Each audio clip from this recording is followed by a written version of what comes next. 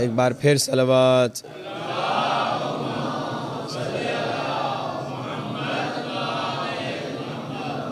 ایک بار پھر صلوات۔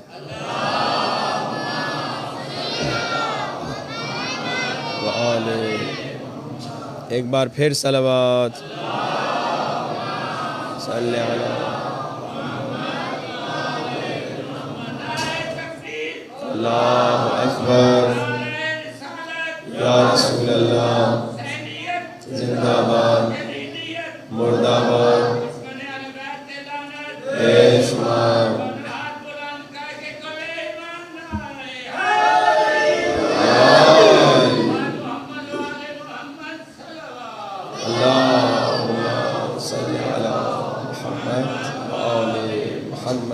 عجل فرجهم. أما بعد فقد قال الله تبارك وتعالى في كتابه المجيد: يوم لا ينفع مال ولا بنون إلا من أتى الله بقلب سليم. بلند ترین صلوات۔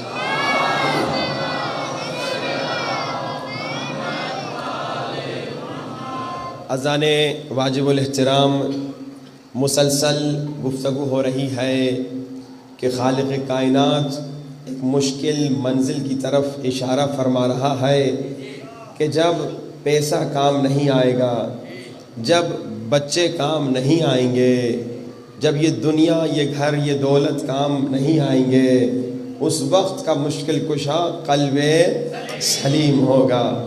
ہم نے کہا خدایا قلب سلیم کیا ہے؟ تو آپ نے سنا ایک قلب سلیم کی صفت یہ ہے کہ قلب سلیم اس قلب کو کہا جاتا ہے جس میں عشق حسین۔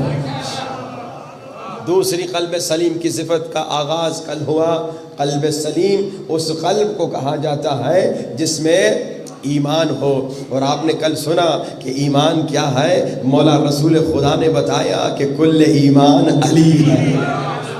آج پھر ایمان پہ گفتگو کرتے ہوئے آگے بڑھتے ہیں۔ قرآن میں اللہ تبارک و تعالیٰ نے کہا کہ میرے رسول کا فَإِنَّ اللَّهَ هُوَ مَوْلَاهُ، اللہ ایک مددگار ہے رسول کا، وجبریل، اور جبریل، کیونکہ ہم ایمان کے تلاش میں نکلے کہ بھائی ایمان کیا ہے، تو اللہ کے رسول نے کہا، اللہ نے قرآن میں کہا کہ ایک اللہ کے رسول کا مددگار خدا ہے، ایک مددگار جبریل ہے، اور تیسرے مددگار کی صفت بتائی، نام نہیں بتایا۔ کیا کہا؟ فَإِنَّ اللَّهَ هُوَ مَوْلَاهُ وَجِبْرِيلُ وَصَالِحُ الْمُؤْمِنِينَ۔ تیسرا مددگار کیا ہے؟ مومنین کو صلاحیت ایمان دینے والا۔ یعنی ایک ہے جو مومنین کو با ایمان بناتا ہے، ایک ہے جو مومنین کو صلاحیت ایمان دیتا ہے، لیکن یہ صالح المومنین کون ہے؟ تو اللہ کے رسول کے در پہ پھر چلتے ہیں، یا رسول خدا آپ ہی بتا دیجئے یہ صالح المومنین کون ہے؟ تو اللہ کے رسول فرماتے ہیں صالح المومنین، مومنین کو صلاحیت ایمان دینے والا وہی ہے جو امیر المومنین ہے۔ صالح المومنین وہی ہے جو امیر المومنین ہے۔ اچھا، اس آیت سے ایک اور پرابلم بھی سولو ہو گئی۔ یہ جو ہم قلب سلیم کے سائے میں مسلسل سوال پوچھ رہے ہیں نا، آج سوال پوچھتے ہیں کہ بھائی کہتے ہو کہ یا علی مدد نہ کہو، جی اعتراض کرتے ہو نا کہ نعوذ باللہ یا علی مدد کہنا بدعت ہے، اعتراض کرتے ہو نا کہ نعوذ باللہ یا علی مدد کہنا شرک ہے۔ اب ہم سوال پوچھتے ہیں بھائی وہ جو کائنات کے سب سے بڑے انسان کا مددگار ہو سکتا ہے تو کیا ہم امتیوں کا مددگار نہیں ہو سکتا؟ صالح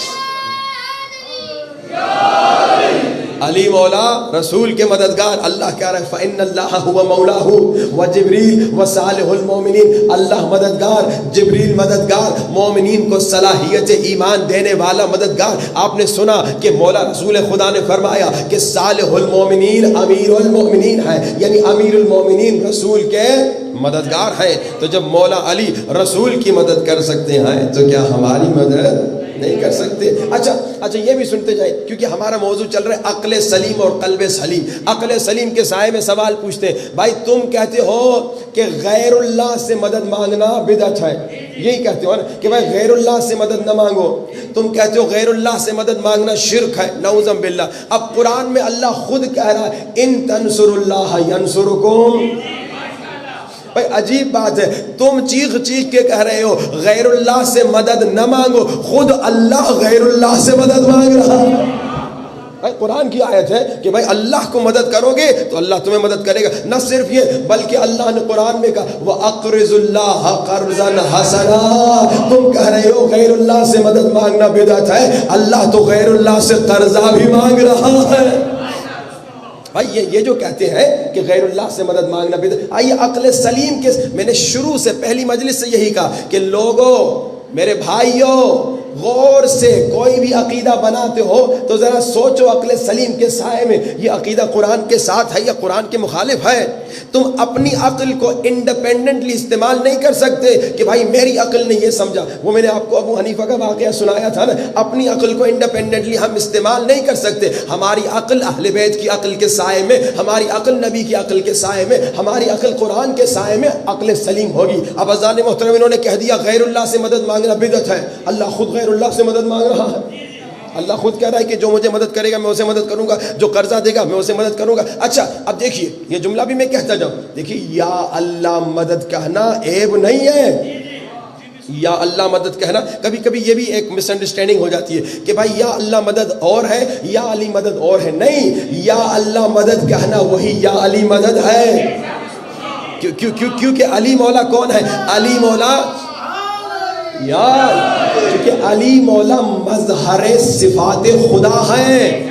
جب تم اللہ سے مدد مانگ رہے ہو تو گویا اللہ کا جو بندہ ہے جو تمہیں مدد کر رہا ہے، جو مشکل کشا ہے، جو تمہاری مشکل کشائی کو کر رہا ہے، وہ کون ہے؟ میرا مولا آقا علی ابن ابی طالب ہے۔ تو یا اللہ مدد کہنا عیب نہیں ہے، بلکہ ہر مسلمان دن میں 10 مرتبہ یا اللہ مدد کہتا ہے۔ آپ کہیں گے ہم نے تو نہیں کہا، آپ کہتے ہیں بسم اللہ الرحمن الرحیم الحمدللہ رب العالمین الرحمن الرحیم مالک یوم الدین ایاک نعبد و ایاک نستعین، یعنی کیا؟ یعنی یا اللہ مدد۔ ہر شیعہ دن میں 10 مرتبہ یا اللہ مدد کہتا ہے، سنی بھی دن میں 10 مرتبہ، کم سے کم 10 مرتبہ یا اللہ مدد کہتا ہے۔ تو یا اللہ مدد کہنا عیب نہیں، ہم سارے شیعہ یا اللہ مدد کہتے ہیں، اس میں عیب نہیں۔ عیب یہ ہے جب کوئی کہے کہ بس یا اللہ مدد کہو، یہاں کام خراب ہوتا ہے۔ جب کوئی کہتا ہے نا کہ بس یا اللہ مدد کہو اور یا علی مدد کا انکار کرتا ہے، یہاں پہ پرابلم آتی ہے۔ ہم کہتے ہیں جہاں جس خدا نے پہلے سورے میں ہمیں یا اللہ مدد کہنا سکھایا، اسی خدا نے دوسرے سورے میں سورہ بقرہ میں کہا استعینوا بالصبر والصلاۃ، صبر سے مدد مانگو، نماز سے مدد مانگو۔ یعنی جس خدا نے پہلے سورے میں کہا کہو یا اللہ مدد، اسی خدا نے دوسرے سورے میں کہا کہو یا صبر مدد، یا صلاۃ مدد۔ اب جب پوچھا گیا تو فرمایا صبر حسین ہے، صلاۃ نماز علی ہے۔ استعینوا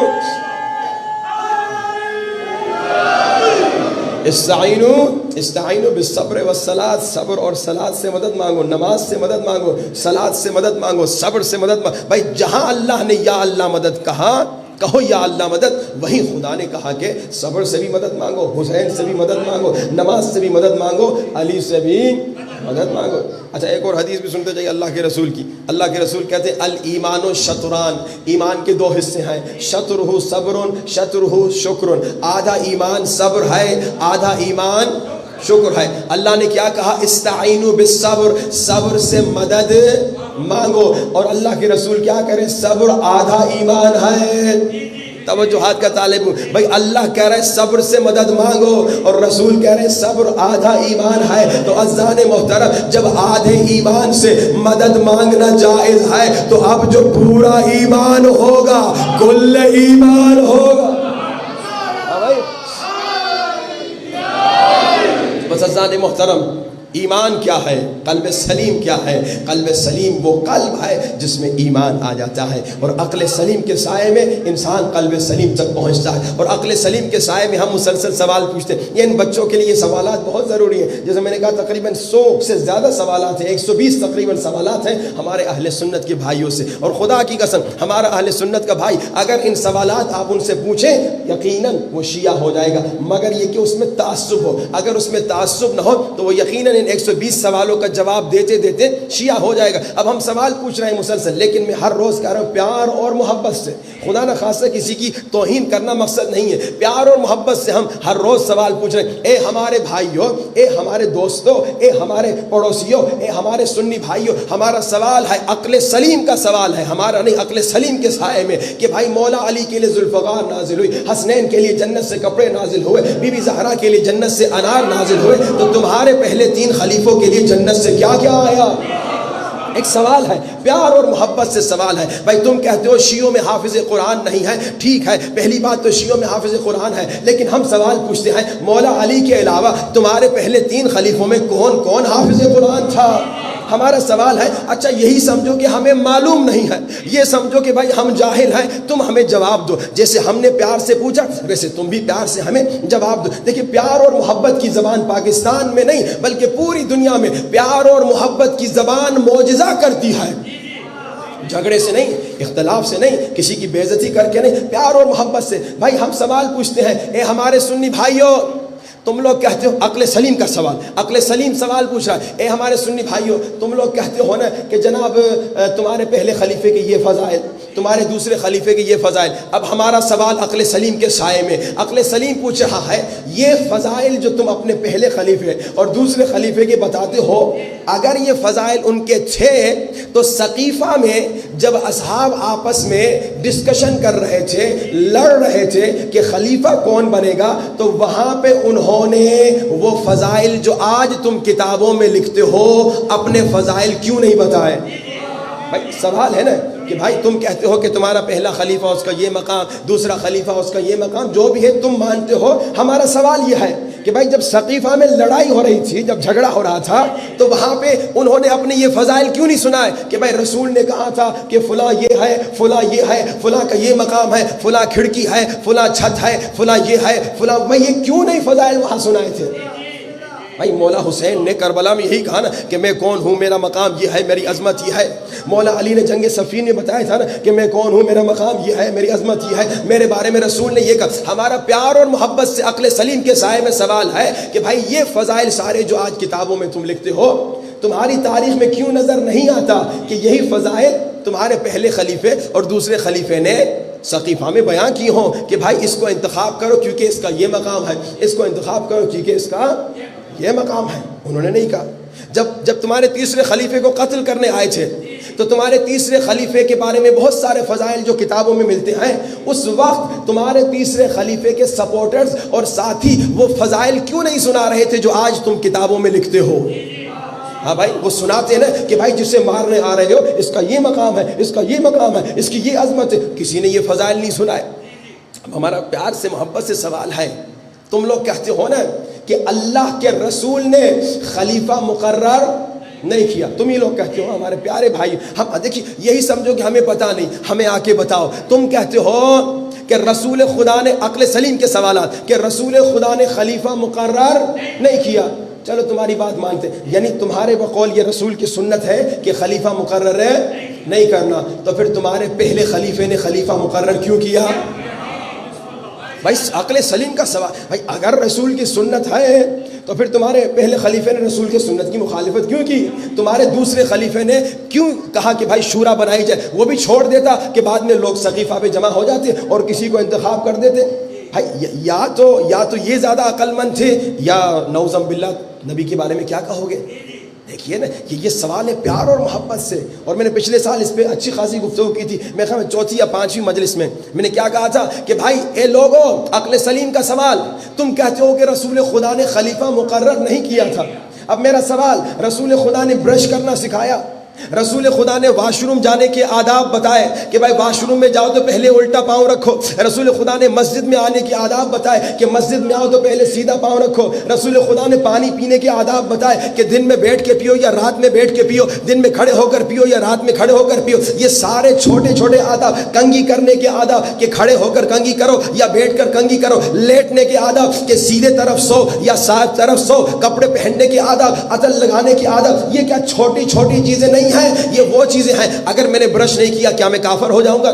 اگر مسجد میں الٹے پاؤں سے آیا کیا میں کافر ہو جاؤں گا؟ شیعہ سنی سے پوچھو, کہے گا نہیں. بھائی اگر میں نے عطر نہیں لگایا کیا میں کافر ہو جاؤں گا؟ یہ وہ چیزیں ہیں جس کی وجہ سے نہ انسان کافر ہوتا ہے, نہ انسان منافق ہوتا ہے, نہ انسان مشرک ہوتا ہے. انسان کا دین نہیں جاتا اگر برش نہیں کیا. کنگھی بیٹھ کے کی تو دین نہیں جاتا, کپڑے لمبے چھوٹے پہنے تو دین نہیں جاتا, داڑھی بڑی چھوٹی کی تو دین نہیں جاتا. بھائی سوال یہ ہے, یہ چھوٹی چھوٹی چیزیں بیان کرنے والا نبی یہ کیسے ہو سکتا ہے کہ اتنی بڑی چیز بیان کیے بغیر چلا جائے؟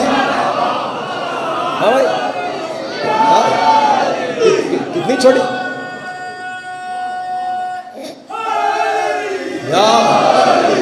عقل سلیم کے سائے میں جب سوچے گا, بھائی ایک کتاب ہے 2000 مستحبات, 2000 مستحبات. مولانا عارف نے, ہمارے بھائی نے اسے بچپنے میں ترجمہ کی تھی. بہت پرانی کتاب ہے, 2000 مستحبات. اب وہ مستحبات ہی میں آپ کو ابھی سنانا شروع کروں تو سمجھی 2-4 مجلسیں ہی مستحبات میں چلی جائے. اب سوال یہ ہے, جس نبی نے یہ 2000 مستحبات سنائے, یہ تو ایک کتاب ہے جس میں 2000 مستحبات ہیں اور ہزاروں اور مستحبات. جس نبی نے اتنے مستحبات سنائے, اتنی چیزیں سنائی, اس نبی نے یہ کیوں نہیں بتایا, اتنی امپورٹنٹ چیز کیوں نہیں بتائی, اتنی ضروری چیز کیوں نہیں بتائی؟ عقل سلیم کا سوال. اور پھر سوال یہ ہے کہ اگر رسول نے نہیں بتایا تو تمہارے پہلے خلیفے بھی نہ بتاتے؟ ہاں بھائی, رسول کی سنت پہ عمل کرتے, تمہارے دوسرے خلیفے بھی نہ بتاتے. اگر بتانا عقل مندی تھی تو پھر نبی نے یہ عقل مندی کیوں نہیں کی؟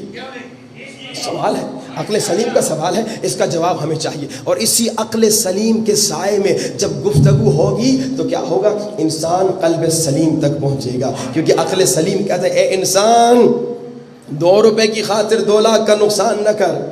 اے انسان تو کنویں میں رسی پہ لٹکا ہوا ہے, چوہا اسے کاٹ رہا ہے, نیچے اژدہا ہے, شہد کو دیکھ کے مست نہ ہو جا, تمہارا مقصد باہر نکلنا ہے.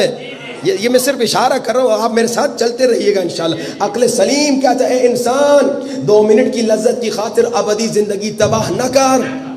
عقل سلیم کہتا ہے, اے انسان اپنی ابدی زندگی کو بچا اور قلب سلیم کی طرف بڑھ. اور آپ نے سنا قلب سلیم کیسے بنتا ہے؟ جب انسان نفس کو شکست دیتا ہے. نفس امارہ کو شکست دیں گے تو آپ طاقتور بنیں گے. جیسے کہ میں نے آپ کو بتایا تھا, اللہ کے رسول نے کیا کہا, پتھر اٹھانے والا طاقتور نہیں ہے, طاقتور وہ ہے جو نفس پہ کنٹرول. یہاں پہ میں آپ کو لطیفہ بھی ہے, واقعہ بھی ہے اور کمال کا میسج بھی ہے, سناتا ہوں. ہم لوگ سمجھتے ہیں جی جو جم چلا گیا, اس نے مسلز بنا لیے, 6 پیکس بنا دیے, طاقتور ہے. جیسے وہ جوان سمجھ رہے تھے جو پتھر اٹھا لے وہ طاقتور ہے. ایک مرتبہ ایک بوڑھا انسان تھا, دکان کی شٹر کو بند کر رہا تھا, بڑی کوشش کر رہا تھا کہ دکان کا شٹر بند ہو. بوڑھا تھا جی, نہیں کھنچ رہا تھا, نیچے نہیں آ رہا تھا. ایک جوان گزرا, بڑا 6 پیک والا, مسلز والا, اس نے 2 انگلیوں سے شٹر بند کر دیا. سارے لوگ کہہ رہے تھے یہ جوان تو بڑا طاقتور ہے. وہ بوڑھا تو ختم ہو گیا, کمزور ہو گیا. لیکن جب دونوں ساتھ چل رہے تھے, آگے سے ایک نامحرم خوبصورت لڑکی گزری. جیسے لڑکی گزری, اس بوڑھے نے اپنی آنکھوں کا شٹر بند کر دیا. اس بوڑھے نے اپنی آنکھوں کا شٹر بند کر دیا. مگر وہ جوان پنکھے کی طرح, لڑکی ادھر جا رہی ہے تو ادھر دیکھ رہا ہے, لڑکی ادھر جا رہی ہے تو ادھر گھوم رہا ہے. اب لوگوں کی نگاہ میں یہ جوان طاقتور تھا کہ 2 انگلیوں سے اس نے شٹر بند کر دیا, مگر اللہ کی نگاہ میں وہ بوڑھا طاقتور تھا کیونکہ اس کے پاس ارادہ تھا. انشاءاللہ آج اگر وقت رہا, نفس کو شکست دینے کا ایک طریقہ کیا ہے؟ مضبوط ارادہ, جس کو عزم کہا جاتا ہے. اگر آج وقت رہا, نہیں تو کل اس پہ گفتگو ہوگی کہ نفس کو شکست دینے کے لیے میں نے کیا کہا, ایک علم کی ضرورت ہے, ایک عمل کی ضرورت ہے, ایک غور و فکر کی ضرورت ہے. ان میں سے ایک چیز کیا ہے؟ عزم کی ضرورت ہے. ایک لڑکا تھا, کوئی کینیڈا کا لڑکا تھا, مضبوط ارادے والا تھا. اس نے کہا قبلہ میں لڑکیوں کو نہیں دیکھتا, نامحرموں کو نہیں دیکھتا. میں نے کہا کیوں؟ کہا میں کیوں دیکھوں, کبھی وہ بھی تو دیکھیں. اس نے اس ارادے سے کنٹرول کیا ہوا تھا. کہا میں کوئی چھوٹا آدمی ہوں جو لڑکیوں کو دیکھتا رہوں, بھائی وہ مجھے دیکھے. بھائی کنٹرول کم سے کم اس کے اندر تھا. بھائی انسان میں جب کنٹرول ہو تو انسان ہے. نفس کی باتوں میں نے آپ کو مثال دی تھی نا کہ سیلف کنٹرول کیا ہے. رمضان میں اللہ سیلف کنٹرول سکھا رہا ہے. انسان تو انسان ہے تو کنٹرول کی وجہ سے. اگر کنٹرول نہیں, اکثر ہم نے دیکھا مومنین بیچارے وہ خوب کھانا کھا کے آتے ہیں, پیٹ بھرا ہوا ہوتا ہے, پھر اچانک سے کسٹرڈ آ جاتا ہے, آئس کریم آ جاتی ہے, کہتے ہیں چکھ لو. بھائی ابھی تم نے کہا بھائی سانس لی نہیں جا رہی, لیکن پھر دوبارہ کھاتے ہیں. اچھا پھر اس کے بعد دوبارہ, میں نے یہ کب دیکھا, کنڈوں میں دیکھا. کنڈے کے دن ایک دن میں 5 جگہ پہ 10 جگہ پہ لوگ جاتے ہیں, یا عید کے دن ایک دن میں 10 لوگ کے گھر جاتے ہیں. 2-3 گھروں کے بعد تقریباً پھر وہ آدمی فل ہو جاتا ہے, کیونکہ ہر گھر جاتے ہیں تو وہاں بھی خوب کھانا ہوتا ہے نا. یہ ہمارا کنٹرول تو ہے نہیں بھائی. اگر تمہیں 10 گھروں میں جانا ہے تو ایک لقمہ چکھ لے تاکہ 10 مومن خوش ہو جائیں. نہیں, ہر گھر میں پیٹ بھر کے کھانا ہے, اور پھر اس کے بعد جب آخری گھر سانس نہیں لے سکتے تو پھر بھی پھٹ پھٹ کے کھانا ہے.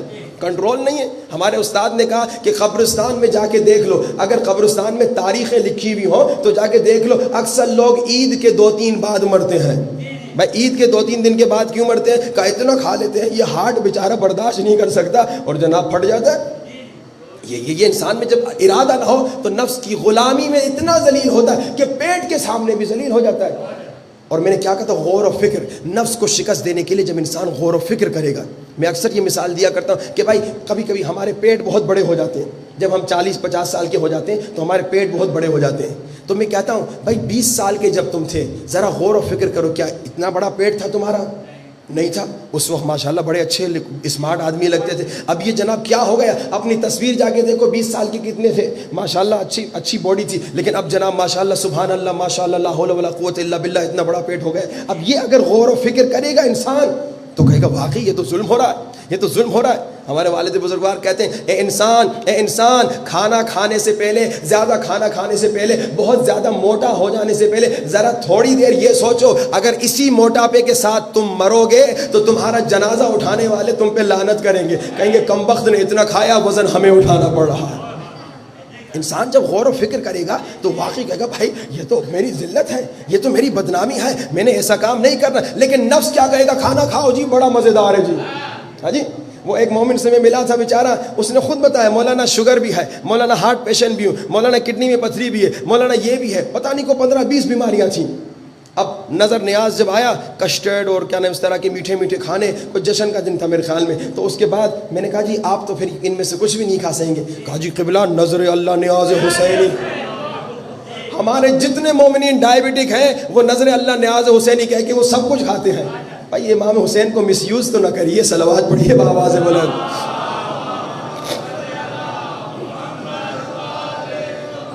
امام حسین نے تمہیں کنٹرول سکھایا اور ہم امام ہی کا نام یوز کر کے اب خود کو ظلم کر رہے ہیں اور پھٹ پھٹ کے کھا رہے ہیں. آئیے نفس کو شکست دیں, یہ نفس کو شکست دیں گے تو قلب سلیم ہوگا. نفس کو کیسے شکست دیں؟ علم کے ذریعے سے. میں نے کہا علم کہاں سے ملتا ہے؟ مجالس سے, اہل بیت سے. دوسرا کتاب پڑھنے سے. میں نے یہ تیسرا دن اعلان کر رہا ہوں, جس سے کتابیں چاہیے انشاءاللہ آپ کے لیے بندوبست کیا جائے گا. 40 حدیث ہے, 40 حدیث ہے امام خمینی کی, یہ پڑھیے. اسی طرح قلب سلیم شہید دستغیب کی یہ پڑھیے. ابھی تک ایک شخص نے بھی ریکویسٹ نہیں دی کہ مولانا ہم کتاب پڑھنا چاہتے ہیں. کتاب پڑھیے, نفس کو شکست دیں تاکہ آپ کو طریقہ ملے کہ نفس کو کیسے شکست دی جاتی ہے. بس عزیزان محترم, ایک علم ہے, دوسرا عمل. اگر عمل نہ ہو تو پھر آپ جانتے ہیں کہ جب انسان کی زندگی میں عمل نہیں آتا تو کیا ہوتا ہے, سنتا ہے لیکن عمل نہیں کرتا. اور جب عمل نہیں کرتا تو وہ ڈاکٹر والی مثال کے ڈاکٹر نے دوائی لکھ کے دے دی, اس نے دوائی خرید بھی لی لیکن گھر میں رکھ لی, اب استعمال نہیں کرے گا تو ٹھیک ہی نہیں ہوگا. اب آئیے عمل کے بارے میں آپ کو میں نے کچھ نسخے بتائے. ایک تو جو آپ ماشاءاللہ وعدہ میں آپ سے لے چکا ہوں کہ 100 مرتبہ لا صلوات, یا مختصر 1-2 بار صلوات, 100 مرتبہ لا الہ الا اللہ, 100 مرتبہ استغفر اللہ ربی واتوب الیہ, 170 مرتبہ یا نور یا قدوس, آخر میں بھی صلوات. اور روح کو پاک کرنے کے لیے, نفس کو پاک کرنے کے لیے جو بڑا نسخہ ہے نا, 12,000 مرتبہ یا نور یا قدوس. تقریباً کتنے 2-2.5 ہزار تھے, کتنے تھے 2-2.5 ہزار کے قریب مومنین صبح 6 بجے اسلام آباد میں آئے. مجھے شہر والوں سے امید نہیں تھی کیونکہ شہر والے جناب بڑی ماشاءاللہ چیز ہوتے ہیں, تو وہ میں نے کہا گاؤں والے زیادہ مخلص ہوتے ہیں. لیکن آج مجھے یقین ہو گیا کہ انسان گاؤں والا ہو یا شہر والا ہو, اگر عاشق مولا ہو تو دعا میں ضرور آتا ہے. ابھی تک میں یہ سمجھ رہا تھا گاؤں والے ہی آتے ہیں, کیونکہ میں نے یہاں میرو پیلو میں ٹرائی کیا, وہ ڈیرہ غازی خان چھوٹا شہر ہے وہاں ٹرائی کیا, وہاں بھی 1,500 مومن آئے, یہاں بھی 400-500 مومن آئے. تو میں نے کہا یہ چھوٹے شہروں والے آئیں گے, بڑے شہروں والے نہیں آئیں گے, 50-100 لوگ آئیں گے. سب نے کہا مینجمنٹ نے بھی کہا, وہاں کے امام بارگاہ نے, مولانا یہ 50-100 لوگ آئیں گے. لیکن آج ایسا انقلاب نظر آیا تو اس میں مجھے بھی اصلاح ہو گئی کہ بھائی چاہے انسان شہر کا رہنے والا ہو یا گاؤں کا رہنے والا, اگر اس کے دل میں عشق مولا ہو تو مولا کے لیے عشق مولا میں ضرور آئے گا. اچھا, آپ کا امتحان تھوڑا سخت ہے کیونکہ 10 محرم تک ہر انسان میں بڑا جذبہ ہوتا ہے. 10 محرم کے بعد وہ لوگ سمجھتے ہیں امام حسین چلے گئے, آئندہ سال آئیں گے. جو پاکستان کا ماحول ہم نے دیکھا, جو دنیا بھر کا ماحول دیکھا, آپ کے ہاں دعائے ندبہ ہے 12 محرم کو. اور کتنے بجے ہے؟ صبح 4 بجے. واہ بھائی واہ, صبح 4 بجے دعائے ندبہ ہے. بڑا ٹیسٹ ہے, بڑا امتحان ہے. امید ہے کہ انشاءاللہ جمعے کے دن 12 محرم کو صبح 4 بجے انشاءاللہ, آپ لوگ تو اسی گاؤں میں ہوں گے تو آپ گھر سے نکل کے آسان آئیں گے. ہم اسلام آباد سے 1 گھنٹہ ہو کے انشاءاللہ آپ تک پہنچیں گے.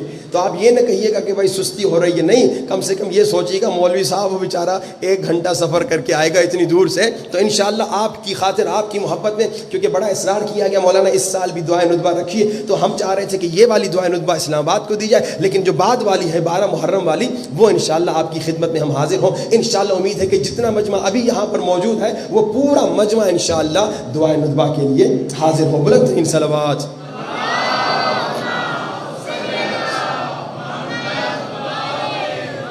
وعجل فجر. میں نے لا الہ الا اللہ کے کچھ نسخے آپ کو بتائے, اس پہ عمل کیجیے گا. میں نے آپ کو اسی طرح یا حاضر و ناظر کا بھی نسخہ دینا ہے, یا حاضر و یا ناظر 1001 مرتبہ, 1001 مرتبہ, یا حاضر و یا ناظر. یا حاضر و یا ناظر کیا, ہم انسان غلطی کیوں کرتے ہیں؟ نفس کو شکست دینے کا بہترین نسخہ ہے. انسان گناہ کیوں کرتا ہے؟ کیونکہ انسان یہ سمجھتا ہے کوئی دیکھ نہیں رہا. بھائی آپ کو اگر یہ بچے بیٹھے ہوئے نا, آپ کوئی گناہ کرے, اگر یہ بچے دیکھیں آپ گناہ کریں گے؟ نہیں کریں گے نا, بچہ دیکھ رہا ہے.